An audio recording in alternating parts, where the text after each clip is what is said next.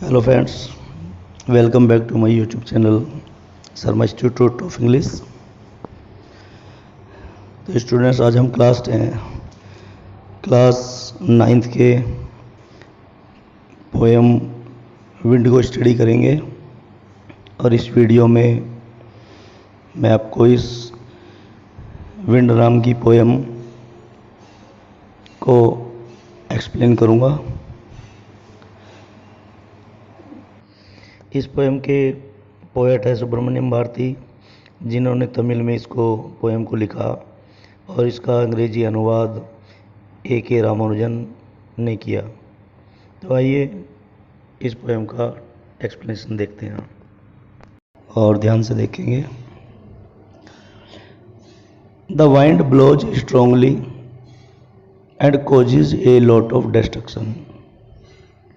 हवा बहुत तेज़ी से बहती है और बहुत ही विनाश करती है। How can we make friends with it. हम इससे दोस्ती कैसे कर सकते हैं। तो स्टूडेंट्स, विंड जो है ये तेज़ हवा के लिए आया हुआ है। तेज़ हवा के लिए प्रयोग होता है। जो बहुत तेज़ हवा है और काफ़ी विनाशकारी हो सकती है, काफ़ी चीज़ों को तोड़ देती है, उड़ा देती है, बहा ले जाती है। तो यहाँ विंड के दो रूप दिखाए गए हैं। ये डिस्ट्रक्टिव भी होती है और ये निर्माणकारी भी होती है, फॉर्मेटिव। तो आइए पोएम को देखते हैं। विंड कम स्लोली, विंड कम सॉफ्टली। कवि कहता है कि हवा धीरे धीरे बहो, धीरे धीरे चलो। Don't break the shutters of the windows. खिड़कियों के शटर्स को मत तोड़ो। स्टूडेंट्स, आपने देखा होगा खिड़कियों के ऊपर या तो शीशे लगे होते हैं, कांच लगा होता है, या फिर लकड़ी के फट्टे टाइप कुछ लगा होता है, जिसको बंद भी कर देते हैं और खोल भी देते हैं। तो जब तेज़ हवा चलती है तो बहुत तेज़ हवा उसको तोड़ भी देती है। तो कभी कहता है कि हवा धीरे धीरे चलो और खिड़कियों की शटर्स को मत तोड़ो। Don't scatter the papers. कागजों को मत बिखराओ। Don't throw down the books on the shelf. Shelf के ऊपर रखी पुस्तकों को, अर्थात जो पुस्तकें ताक के ऊपर रखी हुई हैं, उनको मत गिराओ। There look what you did.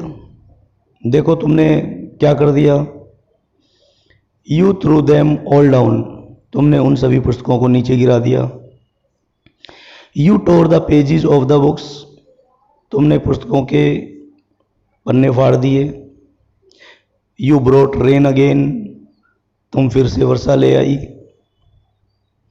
You are very clever at poking fun at weaklings. तुम कमजोरों का मजाक उड़ाने में बहुत तेज हो, बहुत चालाक हो। Frail crumbling houses, crumbling doors, crumbling rafters, crumbling wood, crumbling bodies, crumbling lives, crumbling hearts. The wind god winnows and curses them all. यहाँ पे कवि बताता है फ्रेल मीन्स होता है कमजोर, और क्रम्बलिंग होता है ढहते हुए, टूटते हुए, बहुत कमजोर, जो टूटने के कगार पर हैं।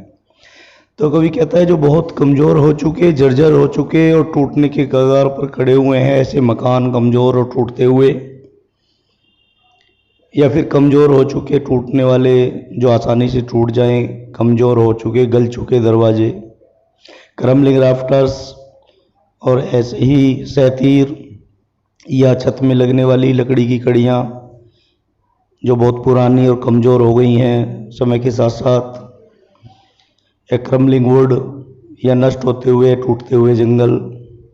क्रम्बलिंग बॉडीज़, और कमज़ोर और टूटते हुए शरीर, जिनमें ताकत नहीं बची या बहुत ज़्यादा कमज़ोर जो हो चुके हैं, ऐसे व्यक्तियों के शरीर। क्रम्बलिंग लाइव्स, और नष्ट होते हुए जीवन। और क्रम्बलिंग हार्ट्स, और टूटे हुए हृदय, जिन हृदय में आशा नहीं रही, हिम्मत नहीं रही, वो टूटते हुए हृदय इनको कहा गया है।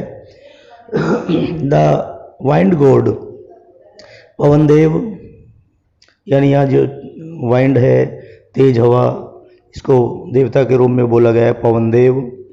विनोज एंड क्रसेस देम ऑल, इन सबको बहा ले जाती है। एंड क्रसेस देम ऑल, और इन सबको कुचल देती है, नष्ट कर देती है।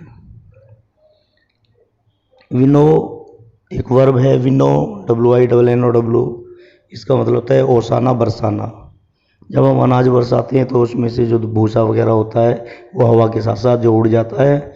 इसी प्रकार से कमज़ोर चीज़ों को, चाहे वो कमज़ोर ढहते हुए घर हैं या कमज़ोर दरवाजे हैं, टूटते हुए सहतीर हैं जो टूटने की तैयारी कर रहे हैं, बहुत ज़्यादा कमज़ोर हो गए या टूटने वाले हैं, और चाहे नष्ट होते हुए जंगल हैं, हमारे टूटते और कमज़ोर होते हुए शरीर जिनमें कमज़ोरी आ गई है बहुत ज़्यादा, तो ऐसे ही हमारे नष्ट होते हुए जीवन, टूटे हुए हृदय। तो पवन देव इन सबको बहा ले जाता है अपने साथ, इनको नष्ट कर देता है, उड़ा देता है, अर्थात वो इसका सामना नहीं कर पाते। He won't do what you tell him, अब कवि ये बताता है, जैसे उन्होंने शुरू में कहा कवि ने कि हे वायु या हवा धीरे धीरे चलो, लेकिन यह कवि बताता है कि he won't do what you tell him, Pawan Dev ऐसा नहीं करेंगे, यानी हवा ऐसा नहीं करेगी जैसा तुम उसको करने को कहोगे। So come let us build strong homes, इसलिए आओ हम अपने घरों को मजबूत बनाएं। Let us joint the doors firmly, और हम अपने घरों में दरवाज़ों को बहुत मजबूती से जॉइंट करें, मजबूती से लगाएं दरवाज़ों को। प्रैक्टिस टू फिर्म द बॉडी, और हम अपने शरीर को भी दृढ़ बनाने का अभ्यास करें।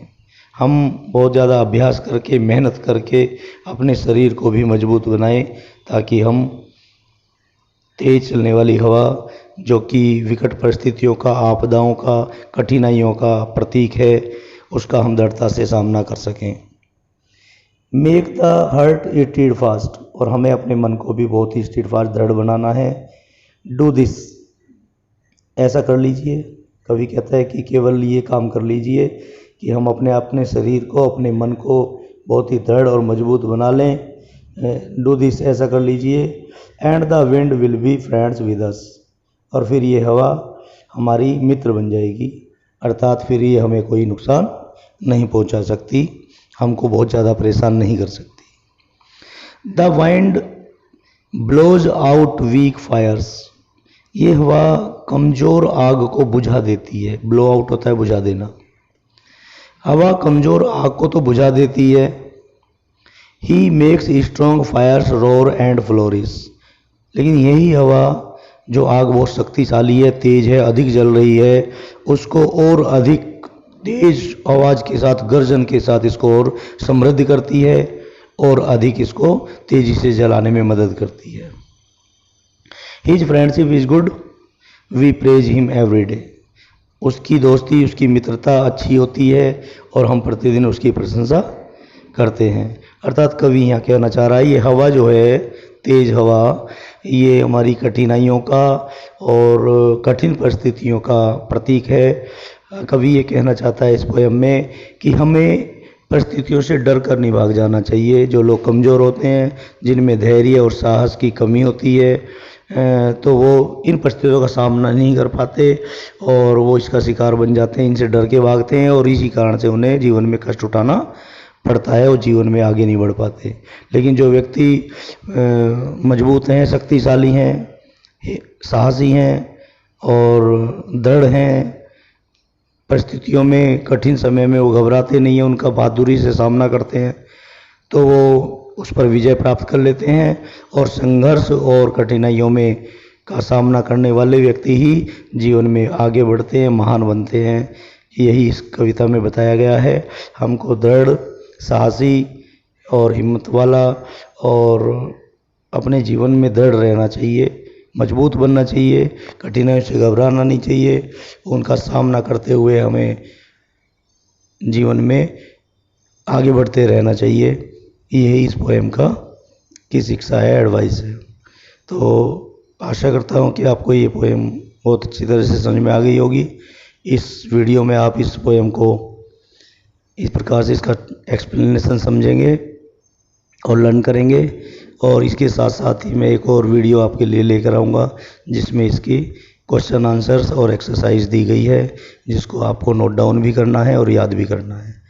तो और जिन बच्चों ने अभी तक मेरे चैनल को सब्सक्राइब नहीं किया है, मुझे उम्मीद है कि वो अवश्य सब्सक्राइब करेंगे और मेरी वीडियो को लाइक करेंगे। Thank you for watching my video.